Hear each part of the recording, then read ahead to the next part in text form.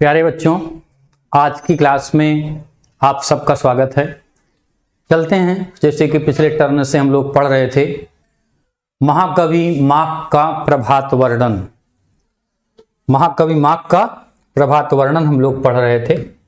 अब हम लोग जो है इसके अगले पार्ट को माने पार्ट नंबर 4 महाकवि मार्क का प्रभात वर्णन पार्ट नंबर 4 को पढ़ेंगे। पार्ट नंबर 4 की व्याख्या करेंगे। इसके पहले हम लोगों ने पार्ट 1, 2 और 3 की व्याख्या की है।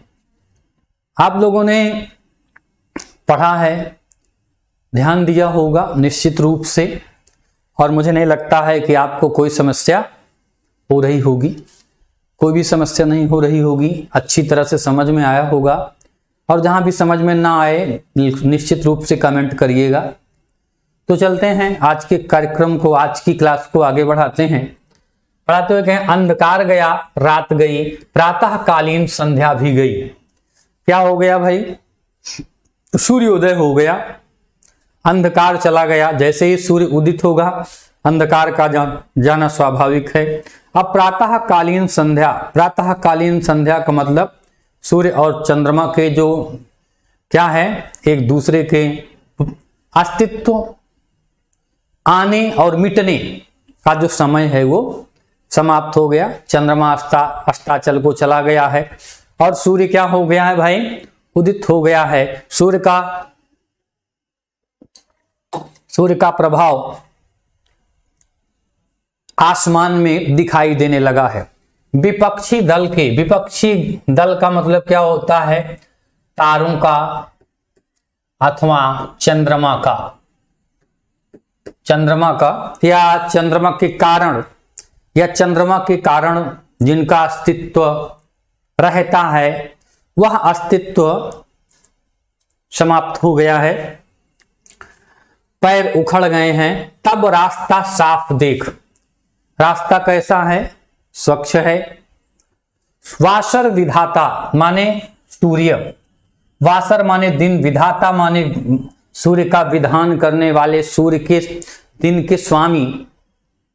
के स्वामी भगवान भास्कर, भगवान सूर्य ने निकल आने की तैयारी की। माने सूर्य धीरे धीरे आसमान में दिखाई देने लगा। पुलिस पाणी इंद्र माने जैसे इंद्र जो है अपने हाथों में वज्र, कुलिस माने वज्र होता है, वज्र को लेकर के अपने शत्रुओं का संहार करते हैं।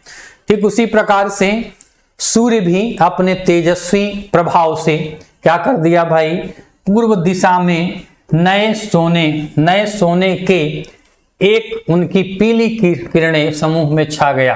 क्या है? जैसे सोने की धातु के कलर की बात हो रही है, सोने की धातु की कलर की बात हो रही है, पीलेपन की बात हो रही है। तो पूर्व दिशा में क्या आ गया? पीलापन छा गया। और पीलापन क्या है? जब सूर्य उदित होता है तो सबसे पहले अरुण की बात होती है। अरुण जिसकी बात हम लोगों ने पिछले टर्न पर, पिछले पार्ट पर की थी। अब यहाँ पे क्या कह रहे हैं? अरुण को हटा करके हमने किसकी बात की है? पीलेपन की बात की है। उनके इस प्रकार आविर्भाव का मतलब होता है प्रकट होने पर, उदित होने पर एक अजीब ही दृश्य दिखाई दिया। एक अजीब ही दृश्य, अजब तरीके का, जैसा कि इसके पहले दिखाई नहीं देता है, जो देखने में बड़ा ही विशेष है, जिसको कभी आपने बड़वा नल का नाम सुना होगा। आपने बड़वा नल का नाम सुना होगा। बड़वा नल एक आग होती है, जहां यहीं पर आगे उसको डिफाइन किया गया है कि बड़वा नल होती क्या है। तो उसकी बात कह रहे हैं, वह एक प्रकार की आग है। कौन एक प्रकार की आग है भाई? बड़वा नल, जो समुद्र के जल को जलाया करती है। उसकी बड़वा नल की विशेषता क्या होती है? वो समुद्र के जल को जलाया करती है। सूर्य के उस लाल पीले किरण समूह को देखकर ऐसा मालूम होने लगा कि जैसे वही बड़वाग्नि समुद्र की जलराशि को जलाकर त्रिभुवन को भस्म कर डालने के इरादे से समुद्र के ऊपर उठ आई हो। जो क्या है, जो क्या हो रहा है, जो सूर्य उदित हो रहा है उसकी दृश्य की बात कर रहे हैं। अब ये कहां का है, आगे समुद्र की तलहटी पर जाकर के, समुद्र के किनारे जाकर के सूर्य के दृश्य, सूर्य के उदय होने का दृश्य अगर हम देखें तो ऐसा ही चित्र, ऐसा ही दृश्य दिखाई देगा। ऐसा ही चित्र मतलब सूर्य की जलराशि से, समुद्र से धीरे धीरे धीरे धीरे सूर्य ऊपर की तरफ, आसमान की तरफ उठता हुआ दिखाई देगा। तो ऐसा लगता है कि समुद्र की धारा से, समुद्र की तलहटी से, समुद्र की धारा से, समुद्र की तलहटी से वह आग जो है, बड़वाग भी जो है धीरे धीरे धीरे धीरे ऊपर की ओर आ रही है, प्रकट हो रही है। धीरे धीरे दीननाथ का बिंब, दीननाथ माने दिन के स्वामी, दिन के स्वामी का, बिंब माने गोला, बिंब माने क्या बेटा, बिंब माने गोला। सूर्य गोलाकार होता है ना बेटा, तो उनका गोला क्या हुआ, क्षितिज, क्षितिज माने पृथ्वी, जहां पर क्षितिज उसको कहते हैं जहां पर सूर्य और पृथ्वी मिलते हुए दिखाई देते हों, जहां पर सूर्य और पृथ्वी दोनों मिलते हुए दिखाई देते हैं उसको क्षितिज कहते हैं। तो क्षितिज से ऊपर उठ करके ऊपर आ गया है, तब एक और ही प्रकार का दृश्य जो है के दर्शन हुए। जब सूर्य ऊपर से धीरे धीरे धीरे धीरे समुद्र की जलराशि से उठ करके उठता है तो वह दृश्य जो है वो अलग अलग ही प्रकार का, अलग ही प्रकार के सौंदर्य को लेकर के हमारे सामने, पाठकों के सामने लेखक के दृष्टिकोण से उपस्थित होता है, प्रस्तुत होता है। आगे चल रहे हैं कि ऐसा मालूम हुआ कि जैसे सूर्य का वह बिंब एक बहुत बड़ा घड़ा है। क्या कहते हैं, ऐसे मालूम हुआ जैसे सूर्य का वह बिंब, बिंब माने बेटा गोला, वह गोला कैसा है, एक बहुत बड़ा घड़ा है। घड़ा तो आप जानते ही होंगे, घड़ा जो है जैसे गुरु कुम्हार शिष्ट कुंभ है, अगड़ मारे चोट अंतर हाथ सहार दे बाहर बाजे, तो उस घड़े की बात करें हैं जिसका निर्माण करने वाला कौन होता है, कुंभकार होता है, कुम्हार होता है। और क्या कर दिया है, और दिग्वधुएं, दिग्वधुएं माने दिशा रूपी वस्तु, दिशा रूपी बहू, दिशा रूपी बहू क्या करती हैं भाई, जोर लगाकर समुद्र के भीतर उसे खींच रही हैं। क्या कर दिया भाई, समुद्र के भीतर। कहने का मतलब क्या है कि वो सूर्य जो है, वो सूर्य जो है समुद्र की जलराशि से ऊपर उठने का प्रयास कर रहा है और दिशा रूपी जो वधुएं हैं वो उसको नीचे खींचने की कोशिश कर रहे हैं। किसको खींचने की कोशिश कर रहे हैं, सूर्य के बिंब को, सूर्य के गोले को आदि। सूर्य की किरणों को आप लंबी लंबी मोटी मोटी रस्सियां समझिए। क्या है भाई, जो सूर्य की किरणें हैं वो क्या है, वो क्या है, रस्सी का काम करती हैं। सूर्य की जो किरणें हैं वो रस्सी का काम करती हैं। तो जैसे समुद्र में डूबा हुआ सूर्य का गोला जो है वो रस्सियों से, दिशा रूपी रस्सियों से बंधा हुआ, दिशाओं रूपी रस्सियों से बंधा हुआ है, और उसको जो है दिशा रूपी नायिकाएं, दिशा रूपी नायिकाएं क्या कर रही हैं, खींच रही हैं। कैसे, धीरे धीरे धीरे धीरे, किसी तरह से जैसे आप एक और भी दृश्य की कल्पना कर सकते हैं। और वो कल्पना ये है कि जैसे हम स्वाभाविक रूप से क्या होता है, जो कुएं से हम बाल्टी खींचते हैं धीरे धीरे, फिर बाल्टी ऊपर आ जाती है, वैसा है दृश्य आप समझिए। और यहाँ बाल्टी में पानी खींचा जा रहा है, वहां समुद्र से सूर्य को खींच करके बाहर निकाला जा रहा है। हम लोग जब छोटे थे तो देखते थे कि पहले तो कुएं से ही पानी निकाला जाता था, उसमें कभी कभी बाल्टी, जो पात्र होता है जिससे हम पानी निकालते हैं, उसी में कुएं में गिर जाती थी। जब कुएं में गिर जाती थी तब क्या होता था, उसको जो है एक रस्सी में बांध करके, कांटा होता था, कांटे में फंसा करके धीरे धीरे उसको खींचा जाता था। उसी तरह से आप ये समझिए कि कोई चीज समुद्र में गिर गई है, वो कौन सी चीज है, वह था जो है सूर्य की कल्पना कर रहे हैं कि सूर्य समुद्र में डूब गया था और समुद्र से जब धीरे धीरे बाहर निकला तो दिशा रूपी वधुएं और रस्सी क्या है, किरण रूपी रस्सियों के माध्यम से, सूर्य की किरण रूपी रस्सियों के माध्यम से धीरे धीरे धीरे धीरे खींच करके उसे अथाह जल सागर राज से ऊपर उठाना चाहती हैं या ऊपर उठाती हैं। उन्हीं से उन्होंने बिंब को बांध सा रखा है। क्या, किसको भैया? बिंब को। बिंब का मतलब उसी गोले को, बिंब का मतलब उसी गोले को बांध दिया है। और खींचते वक्त पक्षियों के कलरव के बहाने क्या किया भाई? जब वो खींच रही हैं तो पक्षी क्या कर रहे हैं? कलरव कर रहे हैं। कलरव का मतलब होता है स्वर, कलरव का मतलब होता है स्वर, या इसको कह सकते हैं मधुर ध्वनि, या और भी इसका नाम दे सकते हैं कि प्रातः कालीन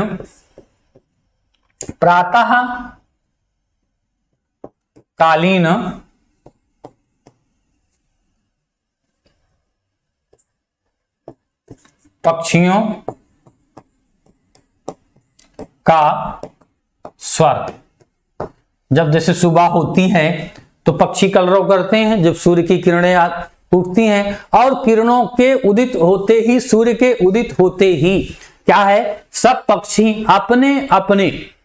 अपने अपने आहार की खोज में, अपने अपने भोजन की खोज में निकल जाते हैं। और शाम होते होते फिर अपने अपने घोंसले में, अथवा किसमें भैया? नीड़ माने क्या होता है बेटा? नीड़ माने होता है घोंसला ना, नीड़ माने होता है घोंसला। तो अपने अपने घोंसले में फिर से वापस आ जाती हैं वे, एक कह करके कि यह कह करके माने ऐसा बोल करके, ऐसा उच्चारण करके क्या कर रही हैं? शोर मचा रही हैं, आवाज मचा रही हैं। फिर क्या कर दिया? रही है खींच लिया है, इस तरह से शोर मचा रही हैं। कुछ ही बाकी है माने कुछ आ गया है। जैसे आप देखिए कि जब 2-4 लोग कहीं पर बल लगाते हैं, किसी काम को कार्य करने की क्या करते हैं? कोशिश करते हैं, सिद्ध करने की कोशिश करते हैं, तो बीच बीच में बोलते हैं। आप लोगों ने व्यवहारिक जीवन में ये देखा होगा। तो यहां भी उसी स्वर की बात की जा रही है। ऊपर आना ही चाहता है, क्या करता है भाई? कि ऊपर आ गया है, जरा और जोर लगाना, इस तरह से। और इन वचनों का केवल एक मकसद होता है बेटा, इन वचनों का, इन संबोधनों का एक मतलब होता है कि हम अपने लक्ष्य की ओर धीरे धीरे बढ़ रहे हैं, और लक्ष्य की ओर धीरे धीरे बढ़ते हुए एक दूसरे को उत्साहित करने का ये काम होता है। और जब उत्साह आता है बेटा, तो अपने हम निज सामर्थ्य से बढ़ करके, अपनी शक्ति से बढ़ करके भी हम क्या कर जाते हैं भाई? कार्य कर जाते हैं। दिंगनाथों के द्वारा खींच कर, क्या है? दिंगनाओं माने दिशा, क्या है? दिंगनाओं माने दिशा रूपी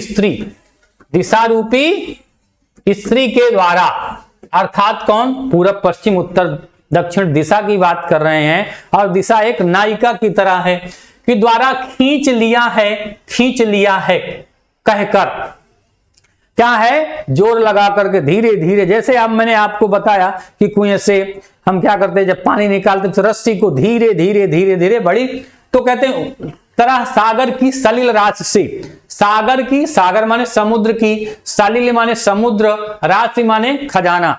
तो जो जल का खजाना है, जो समुद्र का रत्नाकर है, वहां से धीरे धीरे दिशा रूपी नायिका और किरण रूपी रस्सी के माध्यम से धीरे धीरे खींच करके उन्हें क्या कर दिया गया भाई? बाहर निकाले जाने से। जब वो उसको बाहर निकला तो क्या हुआ? सूर्य बिंब चमचमाता हुआ, लाल, सूर्य का गोला चमचमाता हुआ माने चमकता हुआ, सूर्य का बिंब चमकता हुआ लाल रंग की बात कर रहे हैं, दिखाई दिया। अर्थात लाल रंग का सूर्य जो है जब उदित हुआ तो लाल रंग का था। और इनको उदय करने में, इनको निकालने में सबसे बड़ी भूमिका क्या थी भाई? सबसे बड़ा योगदान किसका था बेटा? सबसे बड़ा योगदान जो था वो दिशा रूपी स्त्री का और किरण रूपी रस्सियों के माध्यम से उसका उदय हुआ है। इसको हमेशा ध्यान रखेंगे। अच्छा बताइए तो सही, यह इस तरह क्यों है? उन्होंने पूछा कि भाई ऐसा क्यों है? हमारी समझ में नहीं आता कि जो सूर्य निकलता है तो लाल क्यों रहता है। उसके विषय में तर्क दे रहे हैं कि हमारी समझ में तो यह आता है, हमारी समझ में क्या आता है? यह आता है कि सारी रात पयोदिनी के पानी के भीतर जब तक पड़ा रहा तब बड़वाग्नि की ज्वाला ने इसे खूब तपाकर खूब दहकाया होगा। कल्पना कर रहे हैं कि जहां तक मेरी कहते हैं कि जब ये क्या था, ये बिंब जो है समुद्र की तलहटी में था। अभी हमने बताया कि समुद्र में कौन सी आग पाई जाती, बड़वाग्नि पाई जाती है। तो बड़वाग्नि जब तक समुद्र की तलहटी में सूर्य था, ये बिंब था, उसको क्या किया, खूब दहकाया, खूब जलाया, खूब, और दहकाने के बाद, जलाने के बाद, तपाने के बाद अब क्या हो गया, बिल्कुल जैसे लोहे को तपा करके हम बिल्कुल आग का गोला बना देते हैं, तपता हुआ जब वह बाहर निकला, कहां से भैया, उस सलिल राशि से, उस समुद्र से, उस अथाह जल से जब वो बाहर निकला तो उसका स्वरूप बिल्कुल लाल रंग का, बिंब बिल्कुल लाल रंग का दिखाई दिया। तभी तो खैर खादिर, खैर खादिर माने उसका हालचाल, हाँ, उसका हालचाल क्या है, कैसे है, कि जले हुए कुंदे के अंगार के सदृश, जले हुए कुंदे के अंगार के सदृश लालिमा लिए हुए। जले हुए कुंदे के आकार का मतलब क्या है, कुंदा माने जानते हैं भैया, कुंदा माने लकड़ी का गट्ठा भी कह सकते हैं, गट्ठा भी कह सकते हैं, मोटा टुकड़ा, मोटा टुकड़ा, कैसा टुकड़ा भाई, मोटा टुकड़ा, जो बहुत मोटा होता है, छोटा सा होता है, जिसकी लंबाई और मोटाई में बहुत ज्यादा अंतर नहीं होता है, जितना मोटा होता है लगभग थोड़ा सा उससे ज्यादा होता है, उसको गट्ठा कहते हैं। तो बहुत बड़ा मोटा सा लकड़ी में जिसको जलाया गया, आप जलाएंगे तो आग निकलेगी, और आग निकलेगी तो उसकी आग जल्दी से बुझने वाली भी नहीं होती है, मिटने वाली भी नहीं होती है, और उसकी आग अगर बंद भी हो गई, बुझ भी गई, तो बहुत समय तक वो उसमें आग रहती है। आग का मतलब क्या, अगर लपट उसकी जब जलता है तो लपट आती है। लपट दूसरी चीज होती है, लपट या लौ, तो उसकी लौ जो है वो जलती रहती है, लेकिन लौ बुझने के बाद भी, लपट शांत होने के बाद भी, अगर गट्ठा लकड़ी का टुकड़ा मोटा है तो आग बहुत समय तक रुकने टिकने वाली है। बात समझ में आ गई बेटा। तो क्या कहा उसे, कुंदे के अंगार के सदृश लालिमा लिए हुए यह इतना शुभ्र दिखाई दे रहा है। उसका जो रंग है बेटा, उसका जो रंग है बड़ा ही अच्छा है। शुभ माने अच्छा लगने वाला, क्या करने वाला भाई, अच्छा लगने वाला, कल्याणकारी, आनंदकारी, आदि आदि आदि। तो कह रहे हैं अन्यथा आप ही कहिए, कह रहे हैं लेखक प्रश्न भी पूछ रहे हैं कि आप ही बताइए कि इसके इतने अंगार, इसके इतने अंगार का मतलब वही कि जले से बचा हुआ, जब लपट शांत हो जाती है, लपट शांत हो जाने के बाद जो आग बचती है उसी को अंगार कहते हैं। वैसे हम लोगों के यहाँ उसे अंगार नहीं कहते हैं, बल्कि उसको कहते हैं अंगार, अंगरा कहते हैं। हम लोगों के यहाँ क्षेत्रीय भाषा में, हम लोगों के क्षेत्रीय भाषा में क्या कहते हैं, अंगरा। अंगरा का मतलब बिल्कुल जल करके आग शांत हो गई है और उसका जला हुआ अंश बिल्कुल दाहकता रहता है ना, जैसे बिल्कुल दाहकता रहता है। अब जैसे लोहे के गर्म टुकड़े की बात करते हैं जो बिल्कुल लाल हो जाता है, और लाल होकर के उसको भी हम अंगरा ही कह सकते हैं हमारी क्षेत्रीय भाषा में। लेकिन यहाँ पे क्या कहा जाता है, उसको कहते हैं तप्त, तप्त लौह, लौह, तप्त लौह। तप्त लौह का मतलब, तप्त लौह का मतलब तपा हुआ लोहा, तपा हुआ लोहा, अर्थात कितना, इतना ज्यादा उसका टेम्परेचर हो गया है कि उसको किसी भी रूप का, आकार का, ढंग का बनाया जा सकता है। आप लोगों ने देखा होगा लोहे को नया आकार देने के लिए, लोहे को नया आकार के देने के लिए पहले उसको गर्म किया जाता है, फिर उसको पीट करके, काट करके, छांट करके मनचाहा आकार और मनचाहा रूप प्रदान किया जाता है। तो कह रहे हैं गौर होने और का कारण हो सकता है, इतने अंगार और गौर होने का कारण हो सकता है।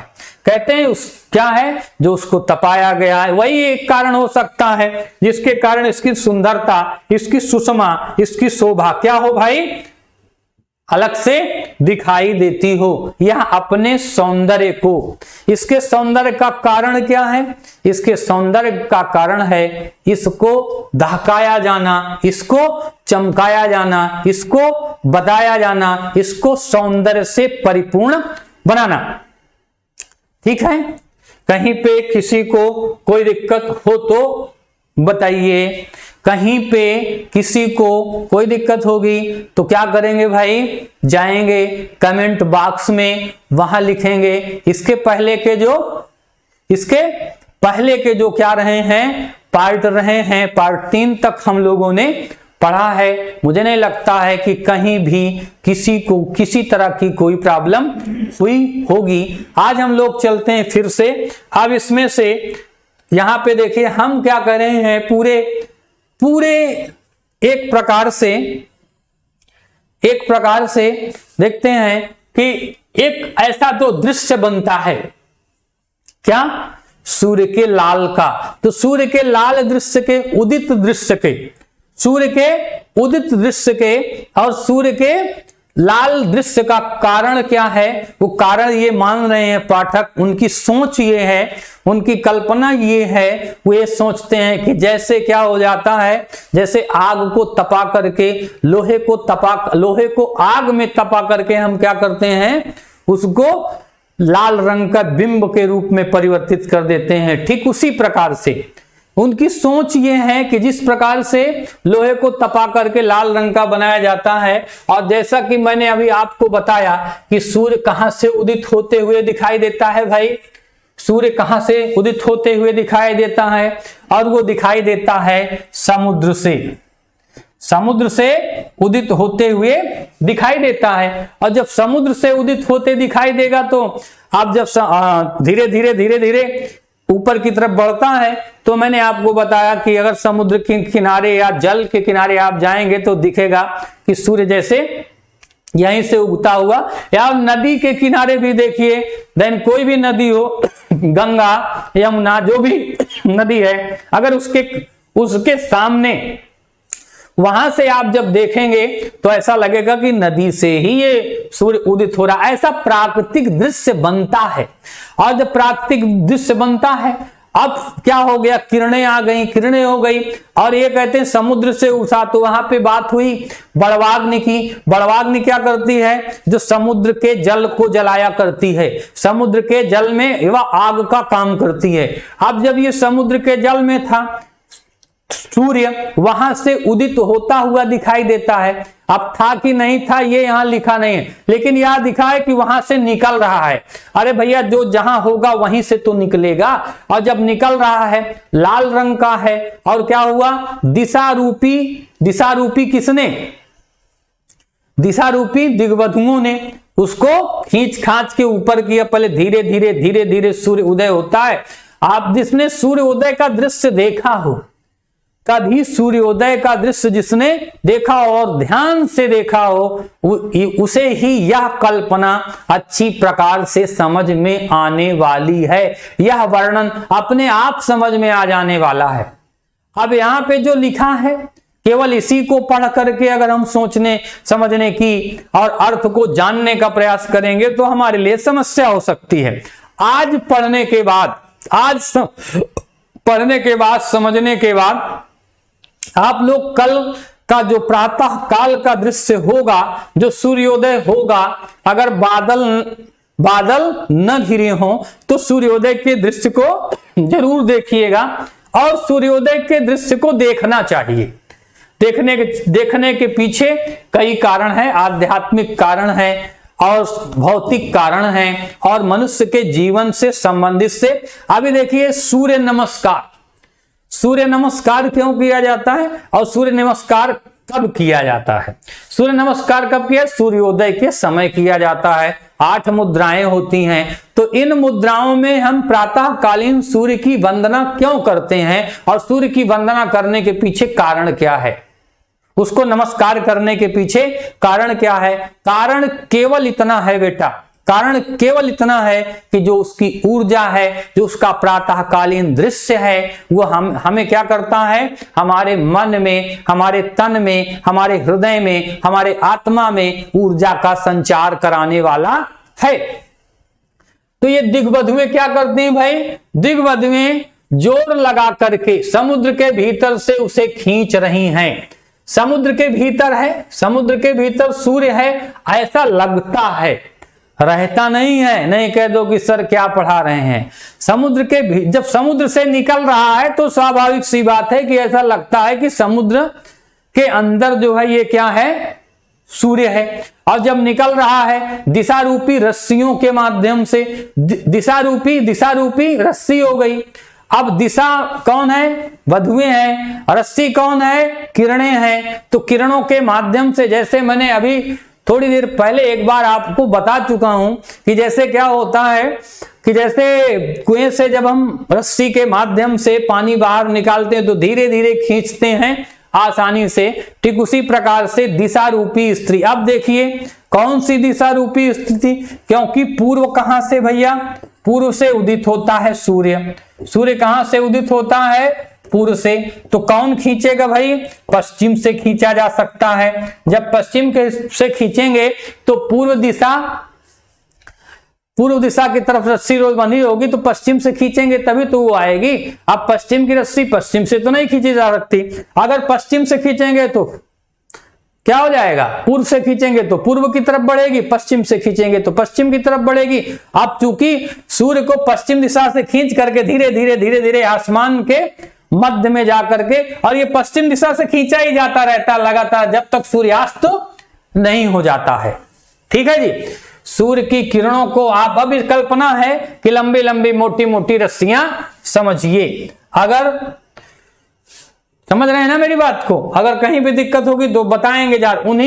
उन्हीं से उन्होंने बिंब को बांध सा दिया है। बिंब को माने जैसे हमने रस्सी बांध देते हैं बाल्टी में, वैसे बांध दिया बिंब। बिंब माने गोला। और किस गोले को भैया? किस गोले को बांध दिया है? सूर्य के गोले को बांध दिया है। सूर्य एक गोला है ना जो चमकता रहता है, ऐसे ऐसे ऐसे ऐसे ऐसे ऐसे चमकता रहता है, और पश्चिम दिशा से इसको बांध दिया गया है। और जब पश्चिम से खींचेंगे तो धीरे धीरे आसमान की तरफ बढ़ता चला जाएगा। फिर क्या हो जाएगा भाई? और खींचने के वक्त, खींचते किस में क्या किया भाई? पक्षियों का कलरव। कलरव मैंने आपको बताया। कलरव माने क्या होता है? पक्षियों की प्रातःकालीन मधुर ध्वनि या मधुर स्वर की बात कर रहे हैं। ठीक है। किसी को कहीं पे दिक्कत होगी तो बताएंगे। तरफदारी तो उसे छू तक नहीं गई। किसको भैया? हर जगह सूर्य समान रूप से, क्या हर जगह सूर्य समान रूप से अपना प्रकाश, अपनी ज्योति पहुंचाने, फैलाने वाला है। सबको बराबर प्रकाश देने वाला है। पक्षपात की तो उसे गंध तक नहीं। पक्षपात का मतलब भाई कहीं पर कम प्रकाश दे, कहीं पे ज्यादा प्रकाश दे, कहीं किसी को प्रकाश का असर दिखाई दे, किसी को न दिखाई दे। तो सबको समान रूप से सब कुछ प्रदान करने वाला। और उसमें नहीं, किसमें नहीं भैया? सूर्य में। देखिए ना आप, प्रमाण के रूप पर कहते हैं कि उदय तो उसका उदयाचल पर हुआ है। उदय कहां हुआ भाई? उदयाचल पर। और उदयाचल का मतलब क्या होता है भाई? पूर्व दिशा में। पूर्व तो भाई जहां उदित होता है वहां प्रकाश होना स्वाभाविक है। जैसे दीपक होता है, बल्ब होता है, लेडी होता है, जो कुछ भी होता है प्रकाश का साधन, जिस कमरे में लगाओगे, जहां लगाओगे वहीं दिखाई देगा। या उसकी एक सीमा होती है कि 50 मीटर, 100 मीटर, जितना भी उसकी क्षमता होती वहां तक उसका प्रकाश पहुंचता है। लेकिन सूर्य की क्षमता का प्रकाश कहां तक पहुंचता है? सूर्य की क्षमता का प्रकाश पूरे संसार में और हर एक कोने में, पहुंचने वाला है, कहीं भी अंधकार छिप नहीं सकता है, हर जगह प्रकाश का संचार हो जाता है। पर क्षण ही भर में उसने अपने नए किरण कलाप को क्या कर दिया, अपने नए किरण कलाप को, किरण कलाप माने जो सूर्य की किरणें हैं, इनका जो प्रताप है, इनकी जो शक्ति है, इनकी जो ऊर्जा है, इनका जो प्रकाश है, क्या कर दिया भाई, उसी पर्वत के शिखर पर नहीं, जिस पर्वत से, पर्वत की बात कर रहे हैं कि जिस पर्वत से उदित होते हुए दिखाई देता है।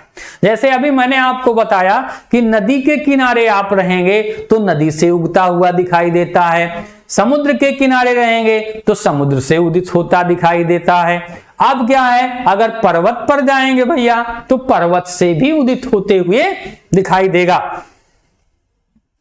पर्वत के पीछे रहेंगे तो यह जो दृश्य है ये बहुत ही क्या है, बहुत ही आनंदकारी है, बड़ा ही आह्लादकारी है।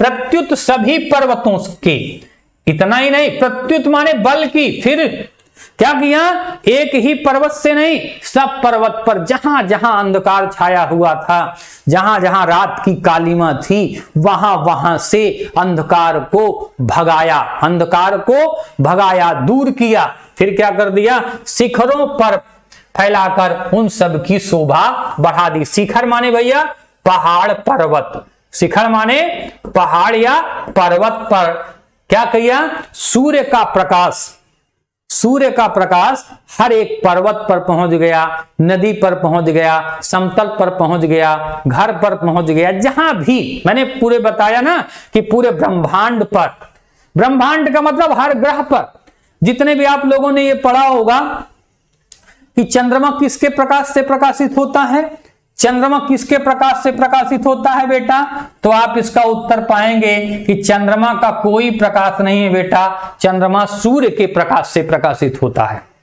ठीक है, ध्यान रखिएगा।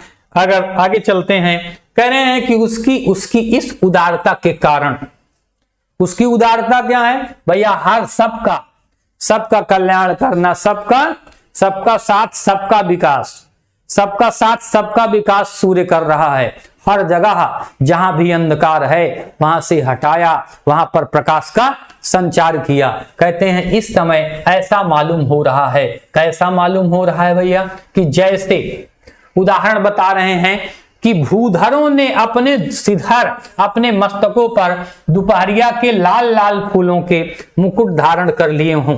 क्या कर दिया है भाई, भूधर माने वही पर्वत पहाड़ की बात हो रही है, पर्वत या पहाड़ की बात हो रही है। पहाड़ों ने क्या कर लिया है, अपने शिखर पर, शिखर पर मतलब चोटी पर, क्या कर लिया है, चोटी पर जो मुकुट धारण किया है मस्तक पर, वो क्या किया है, दोपहरिया के लाल लाल, दोपहरिया के लाल लाल पुष्प को धारण कर लिया है ना, और पुष्पों के मुकुट धारण कर लिए हैं। पुष्प का क्या कर लिया है, माने लालिमा आ गई, कहां लालिमा आ गई, पर्वतों के शिखरों पर। अरे भाई आप ये बताइए कि जिस रंग का प्रकाश होगा, जिस रंग का प्रकाश होगा, जहां भी वो पड़ेगा संसार उसी तरह से दिखाई देगा। मेरे साथ एक बार एक घटना हुई जो मुझे बहुत याद आती है, जब इस तरह का कोई वर्णन पढ़ता हूं, बताता हूं कि भाई मैं रात में गया और वहां से कपड़ा लाया, एक पैंट ली, और पैंट लेने के बाद देखा कि उसका वहां कलर दूसरा था। शाम को क्योंकि लाइट वाइट लगी थी समझ में नहीं आ रहा था, और जब घर ला करके सुबह देखा तो उसका कलर दूसरा हो गया। आज जब कलर दूसरा हो गया मैंने कहा चलो जो आया है ठीक है, कोई बात नहीं, अब ज्यादा इसमें दिमाग लगाने की जरूरत नहीं है, जैसा भी आ गया पहन डालो। तो क्या होता है, जिस रंग का प्रकाश होगा, क्योंकि जहां मैं गया तो वहां तमाम तरह की लाइट वाइट लगी थी, तो आप समझिए कि जब प्रातःकालीन सूर्य की लालिमा पड़ेगी तो सब कुछ लाल दिखाई देगा।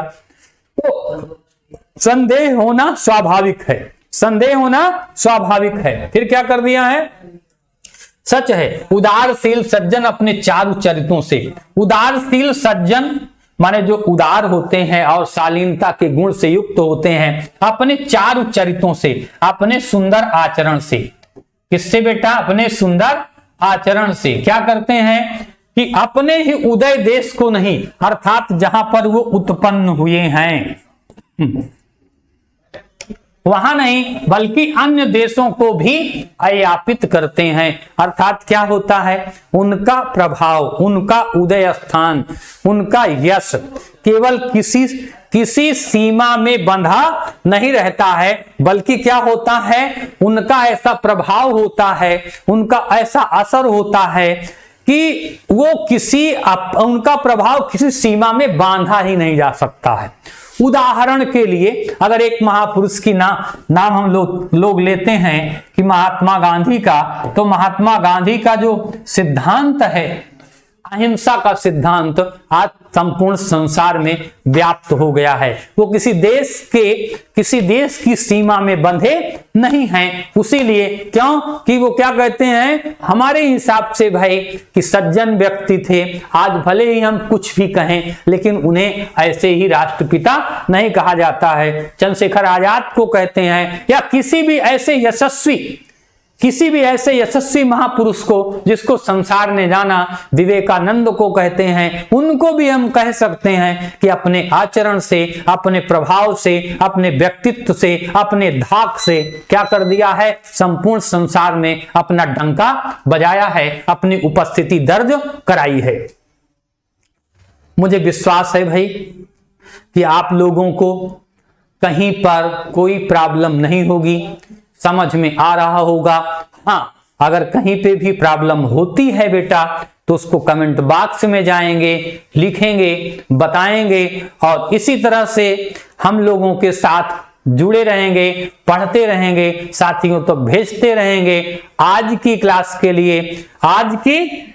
के लिए आप सबको मेरी तरफ से, पूरी टीम की तरफ से बहुत बहुत धन्यवाद, बहुत बहुत आशीर्वाद, बहुत बहुत शुभकामनाएं। Okay, thank you, bye bye.